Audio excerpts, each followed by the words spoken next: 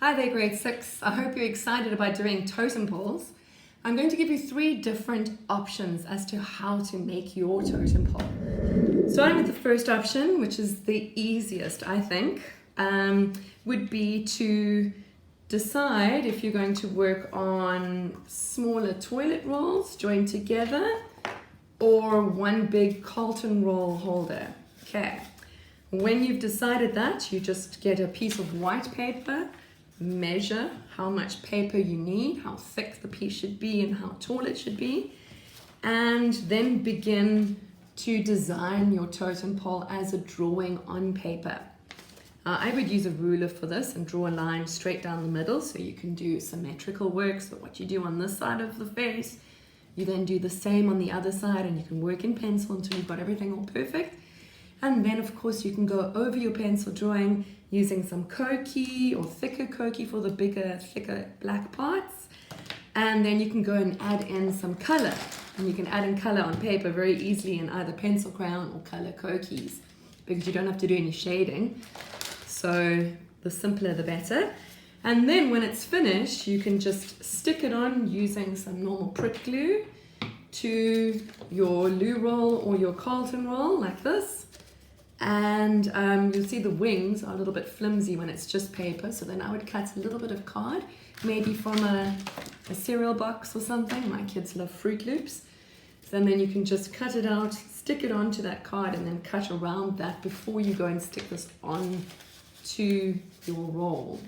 Okay, so that is probably the simplest method, but maybe not the most exciting. I'll show you 2 other options and then you can decide which one you're going to do.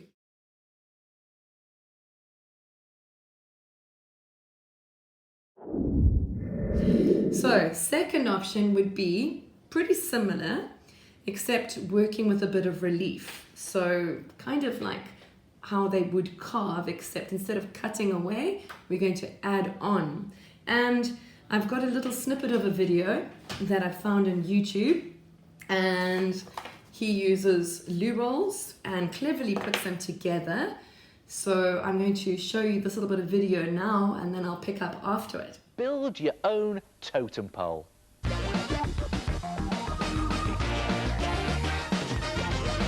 Brilliant art attack, totem poles. Now, tribesmen carve their totem poles out of hollowed out tree trunks.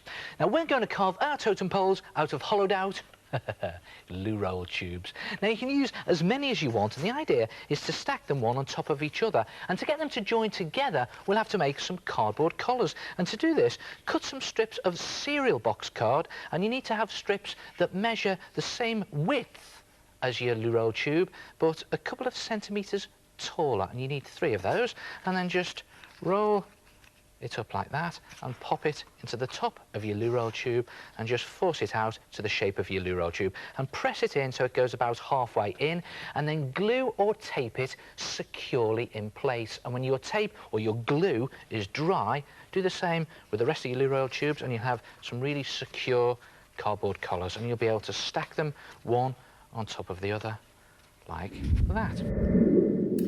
Okay, so you saw how we built in those collars. Really cool. Just a bit of cardboard, pop it in, make sure it's secure, and then you can start with your designs. So for this, I just used a pencil and then drew a line down the middle so I can get my symmetrical design. And I took a look at a whole lot of images and decided what I wanted to work with. So I decided on an eagle, and then I started just by drawing in some of the basic shapes. So I drew in that beak, making sure that it was equal on either side of the halfway line, popped in the eyes, that sort of thing. So I've got one over here. Let me just take the wing out. And then what I did was I took some toilet paper and broke some pieces off, and I made a little mixture. Maybe you want to come a little bit closer so you can see better. I made a little mixture here of glue and water, and I just used craft glue. You could use any PVA white glue, construction glue, that type of thing. And you just squeeze a little bit into a bowl and add a bit of water and mix it around with a paintbrush. So what I did was I took bits of toilet paper that I broke off and then dipped it into this glue and water mixture. Okay, you don't need quite such big pieces, smaller bits at a time, and you can build it up. It goes very, very mushy, but that's quite nice because it makes it very soft and pliable. Okay, so I'll just add in the leg here, and so you can see how I did it. Okay, and you can squeeze it to the right size and shape, like that. It's quite nice. Now the leg is coming out. And like the beak I've done over here already, and I've done 2 eyes. Oops. And I've done a little set of eyebrows. You can see the collar is in place. So this I would do first, and then let that dry. Okay. Now to add in wings, so my hands are full of glue. What I did was I used a bit of this cardboard cereal box, and I cut a big strip out. Let me just pop this guy down here for now. And I cut a strip out like this, and then I folded that strip in half so I could get a symmetrical design, and drew on there my shape of the wing, and then I added in the detail. Now, it would probably be a lot easier to paint it before you go and attach it to your totem. So you can maybe use color kokies if you want. I've done my black and color koki. Or you can use paint with a little paintbrush. Okay, and when you're ready and you've done both sides the same, then you can join them onto your bird. So you see I've made these little slits here. So I just got to thread it through carefully so it comes out the other side. And I'm just threading my wing through here so that the middle line is right in the middle. And you can see he's really starting to take shape, huh? And I've also used similar patterns to that of the indigenous people that made the totem poles. And when this whole thing is dry, then you can go and paint it using the colors that you would like to use. And of course, you would do this to your other little pieces and then just add them all together. Just see if I can put him on here. Like that, until you build your own totem pole, sort of 3 stories high would be great. Okay. It would also, because it's quite heavy, work quite well to make a base. I just used a thicker box for this, and I cut a nice square out. And all you would do here is just pop some of this. Actually, I'm going to use this glue because it's a little bit stronger. And stick him onto the base. But he is an eagle, so I probably would put him at the top, but I'll just show you here, so maybe not this one. I'll just show you here. Stick it down. And then you would go and add all your other ones with the collars on top here. The third option, the third way you could do this, is to make a sculpture out of soap. Well, it's not really sculpture, but it's carving. So this is the absolute best way, boys. It's the most fun. If you can do this, it would be absolutely awesome. So I just bought a bar of Sunlight soap. It's deceiving because it's not 1 bar, it's 2 of these. But that actually works out pretty good because it's really thick. It'd be good for you to actually cut it down the middle like this. And just to show you why I chose Sunlight soap, I think Preen is also good. It's because it's really soft. You can't do this carving with other soap. So unfortunately, you can't really use the soap you've got in the shower in the bathroom. It's just too hard. This is so soft. It's like clay. And you'll see it just slides right through. So I'm dividing the 2 into 4 thinner rectangles. There we go. Done. Okay, it doesn't matter about the back because we're not going to see the back anyway. All right, so you've got the Sunlight stuff here, wood, and you can just rub that off with your finger so we don't have any of this detail to distract us. Okay, and then I would definitely work on a board. If you don't like the smell, it has a really strong smell, then you could just wear a pair of gloves. But it's actually just easier to not wear a pair of gloves because you want to be able to work from an image. So you might want to print out a picture, or you can work from a picture on your phone or your iPad. But then obviously the gloves situation makes it a bit tricky. So I'm going to work with the wolf for this one. So I would use a kebab stick and just make some basic marks designing what you're going to do. Sorry, first of all, let me just try and get a middle line here.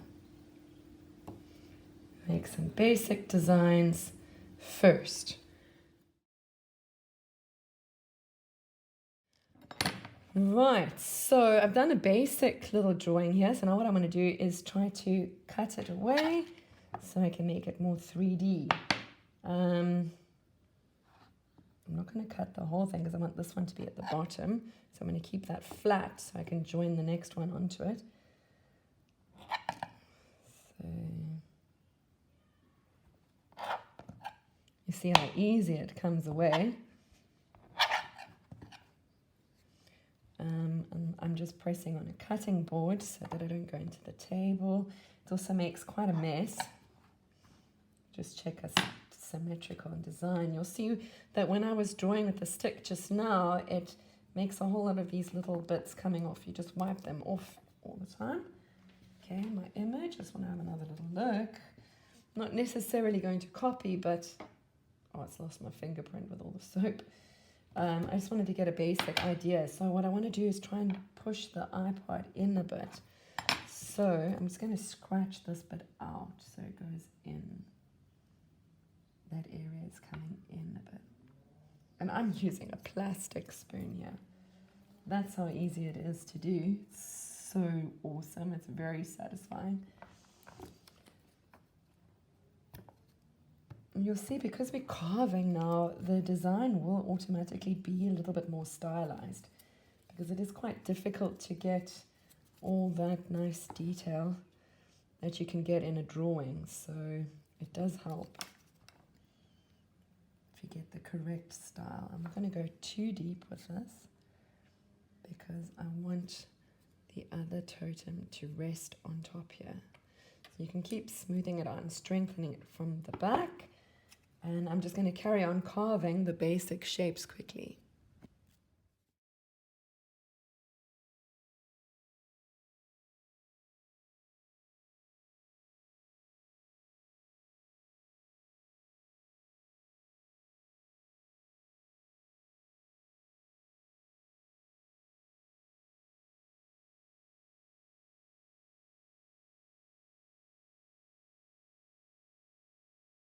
Finished doing a lot of the cutting out bits, and what I discovered to do is to take an earbud and dip it in some water and then to just smooth over all these little bits that are sticking up. Okay, when you've done that and you're happy with it, you could leave it like this or you could paint it, and I just use normal acrylic paint. I'm going to mix a little bit of blue and white to get a very light blue. So glad that I don't have to use fish roe and deer marrow and things. Alrighty, so this is just to show you that it goes on really easy. Okay.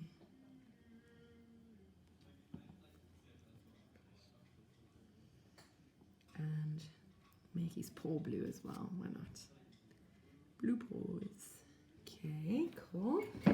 And okay, if you're changing your color and you're washing your paintbrush off in water, just dab it off on some toilet paper, goodness, or tissue or something so that the paintbrush dries. Otherwise, it, water and soap makes a bit of a soapy mixture and it doesn't work too well. Okay, inside the mouth. Unfortunately, the teeth chipped away, so I'm going to have to, when the paint is dry, just go over this area with a Koki pen and draw in those teeth again. So that's why I've just done it like that, really quickly. Okay, and I'm not going to do this whole thing because it's a bit boring to watch someone paint, but I'll show you in a bit. Oh, I see, that should be the teeth there. Just do that, it saves having to wash this brush all the time. Okay, so that's the tongue sticking out. And there's a little bit of red in the nostril, just there and there. And in the inside of the ear. But of course you can change the design. You don't have to copy it like this. You can actually just go and do your own thing. Okay, I'm going to use black. Now because I'm going straight into black, I don't have to go and wash my paintbrush because black is so strong it'll get rid of all that red. So that saves a bit of time. And I can start just putting in the black paint on his face. And you can see it goes really, really well on top of this little dip there. Okay, I'm just going to go straight over that whole bit. And if you lose your detail, don't worry about it. You can bring it back when it's dry, just by working again with your stick. And you'll see when you work with a stick, it just brings that green soap color straight back and you'll get all your outlines again. It's quite neat. Let's see. This. Oh my gosh. There's an ear here. And this works best obviously with a thin little paintbrush. So just pretend that's finished. And here's my other one that I did earlier. And you can see that out of those 2 blocks of soap, you could end up with 4. And you can make a really nice totem pole. So for your photograph that you send to me, you can just put them onto white paper like this. Okay? And then take a photograph of the totem, which will work very, very nicely. Of course, if you want to keep this as your artwork, then it might just work a little bit better if you get a piece of wood or something. It doesn't have to be this thick, but this is all I had at home. That balsa wood would be fantastic. And then you can just glue it to the wood like this. And make your own totem pole like that. And then glue your piece of wood that's standing up to a flat piece, like a little base. And then you'll be able to make a totem pole that stands. Anyway, I hope you get to do the soap carving because it is fantastic. You don't have to paint it, but it definitely does make it look a lot nicer and makes it stand out well. And I hope you have lots of fun, whichever way you decide to work, even if it's just the drawing on paper, or if you're going to go and do that whole 3D relief bit with the paper mache type of thing, then that's also cool. This is still not dry, so I haven't painted it, but basically you know what it would look like if it was painted. It would just be, it's just a bit wet at the moment, but it will come out really nicely. Okay, I hope you've learned a lot and that you have lots of fun, and I'll see you again soon for your next project. Take care, boys. Bye.